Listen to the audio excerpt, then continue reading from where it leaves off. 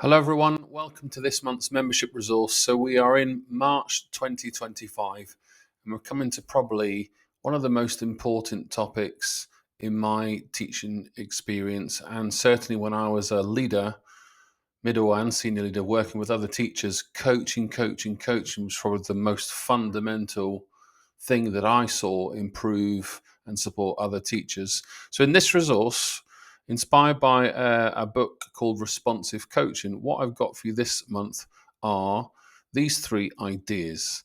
So, what is responsive coaching? How does it differ to different models?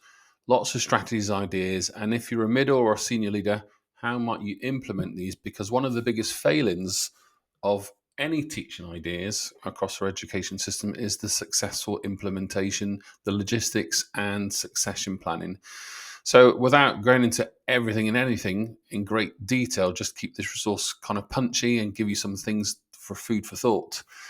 What I've done in the first session is just give you the differences between directive and non-directive. I've given you some models to consider. Here's an example in the red box at the top. Which type of coaching is it? The differences.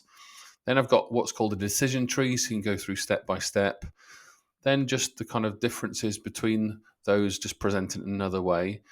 Then I've got for you here a diagnostic framework. So this is going to help you just work out a responsive teaching or coaching model and determine what key questions you would have for a coach and the differences between when you might ask a question versus when you might tell someone what to do. So I've given you some templates there. Over here, we've got some CPD sessions. So if you want to now take this forward and lead it in your team or across the entire organization, some things to do there. Couple more templates which I'll explain in greater detail in the full webinar. Lots of questions in different types of teacher themes. And if we pop over to kind of section 2, I suppose, so there's lots in here. Let me just show you the full slide deck all here. We then get into something, what my favorite tool, the urgent and important matrix. And this allows you just to look at a scenario here and determine how you might help someone prioritize, but more importantly, identify a key problem and some potential solutions. So I've given you some examples here on different topics. And then in the final section, just thinking about the strategic implementation, some key things step by step implementation, how to measure the impact, more importantly, some blank templates, and as ever, some CPD reflection questions from me. And when I think about when I lead teacher training in schools all across the country, how do I make sure that my training is relevant, meeting priorities, meeting teams and individual needs?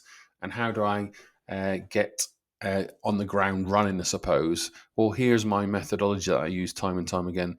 So what I say to you here is, well, here's some ideas from me. Could you now take this resource and translate it in your own style or for your own needs and priorities, and then re-deliver it back to your teams and in your schools? So I hope that helps.